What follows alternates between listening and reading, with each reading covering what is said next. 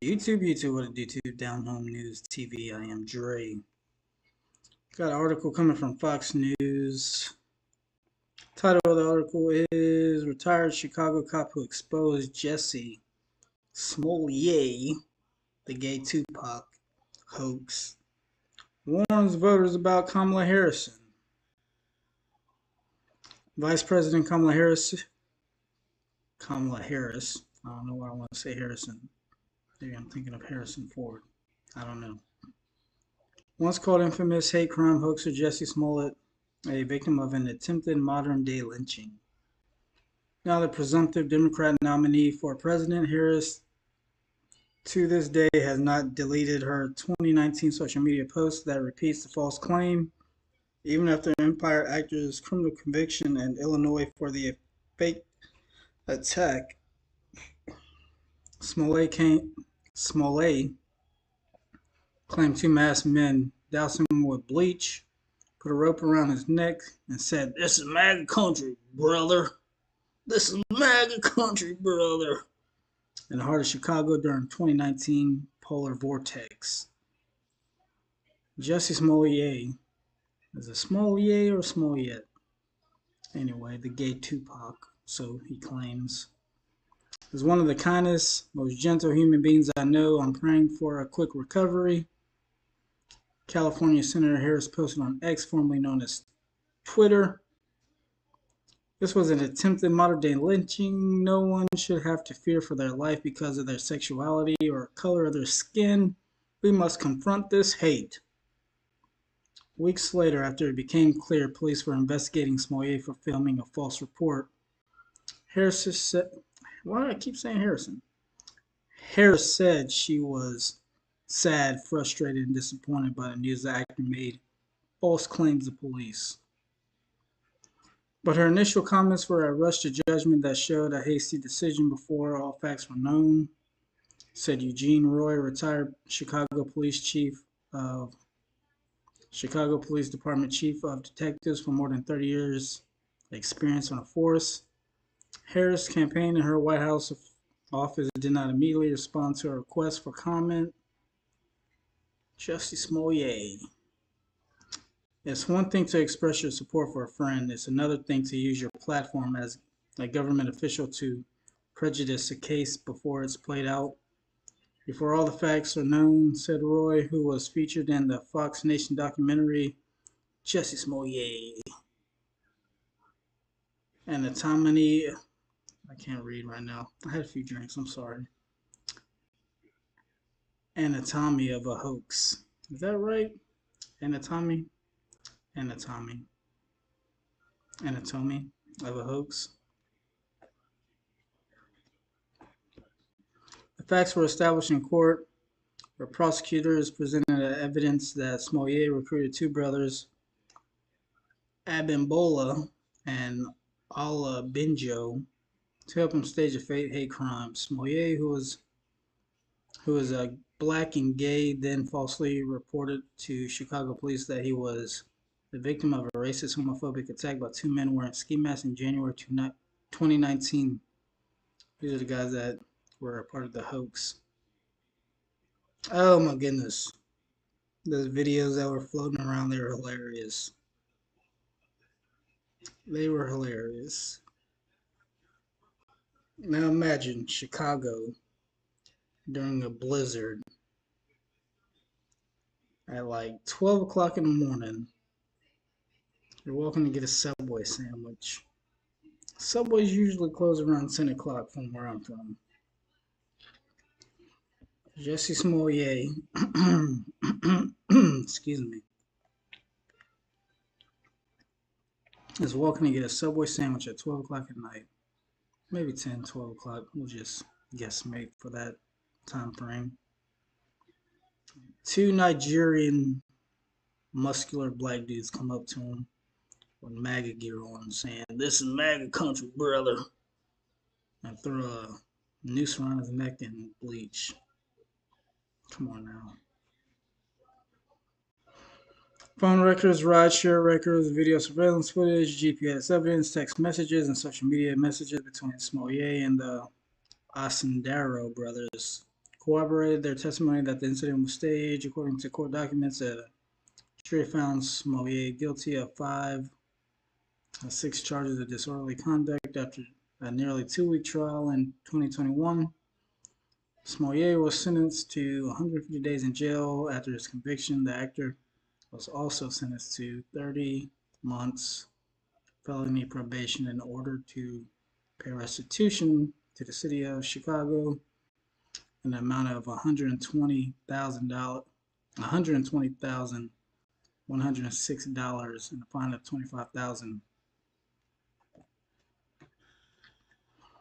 Smollett has appealed his conviction to the Illinois Supreme Court, which in March agreed to hear his case. What should have been a straightforward case has been complicated by the intersection of politics and public outrage. Smollett's attorney wrote in a February court filing.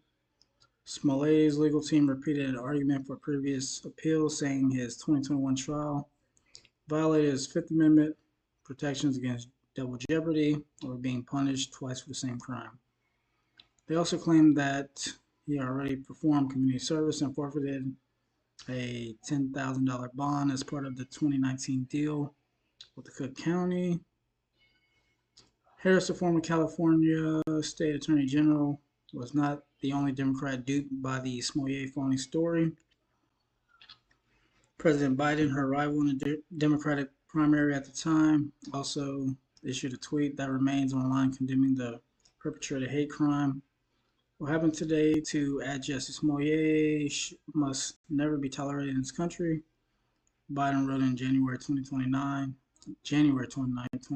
2019, we must stand up and demand that we no longer give this hate safe harbor, and homophobia and racism have no place on our streets and our hearts. We're with you, Jussie. He spelled his name wrong. Jussie Smollett. Why is this in the news again? I guess because she's running for president. But let's get to the video that is attached to this article.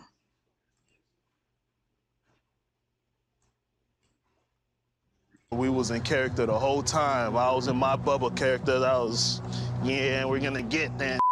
His building is actually right here, right above the stairs that we're going to attack him at. We made sure we got there at 2 a.m. sharp. On the dot. On the dot. We had no phones because he did not want us to bring any phones. He said, so we don't lose them. Those are the brothers who were paid by actor Jussie Smollett in Chicago to carry out a staged hate attack on him. They've now since broken their silence in the new Fox Nation special, Anatomy of Hoax. Joining us right now are those two brothers, Ola and Bola Osundario, and their attorney, Gloria Rodriguez. Good morning to all of you. Good morning. Good morning. All right, Ola, let's start at the beginning. How did Jussie find you, and what did he ask you to do? So he found me through a mutual friend. So I met him off of set of Empire. I was an actor on set, but it wasn't through the set that I met him. It was through my friend. And so ultimately, and eventually, then he hatched this plan. And what did he say to you about his plan for the fake hate attack? I want you to beat me up. That's how he said it.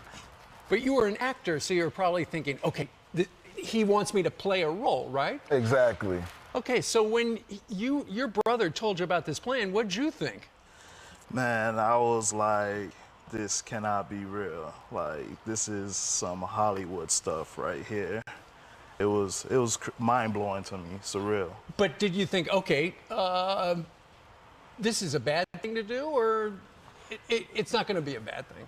Yeah, at the time, I didn't think it was a bad thing. Looking back now, I can see the ramifications of the whole thing that was being portrayed.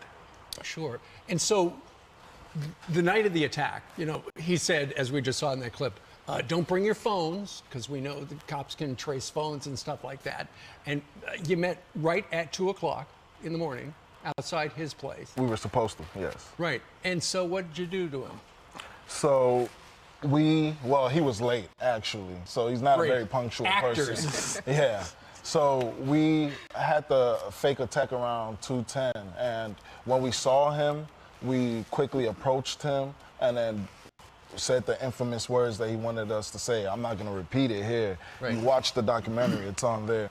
So we approached him, and then I threw the first punch, made it look like he fought back, and then he walked away with the Subway sandwich. Man, and then, of course, he famously said that it was some MAGA hat-wearing white supremacist who beat him up. When you heard, did you know that was part of the story? Yes. Yes, we did. Yes. Yeah, he had one of us wear a red hat. He wanted both of us to wear the red hats, but we could only find one at the time. And you've got a red hat now that's a little different. Yeah. Explain that hat. So this is Make Africa Great Again, the carve out of Africa. We're of Nigerian descent, so that's very important to us. I gotcha. Now, Gloria, there have been some crazy rumors about your clients. How did you get tangled up with these guys? So, you know, my law firm, we're word of mouth. Not these days, of course, but the whole business was built on the premise of just interpersonal relationships. And so one day, 6 months before they retained me for this case, I, didn't want to take my car out of the parking lot at my office at 211 West Wacker. And I had court at 26 in California, which is the felony court, which is coincidentally where Jussie was convicted. Right. That same courthouse. And so their mother was my Uber driver. And I gave her my card and I said, if you ever need a lawyer, feel free to call me. And so 6 months later, they did. I got you. And you met them when they were in big trouble.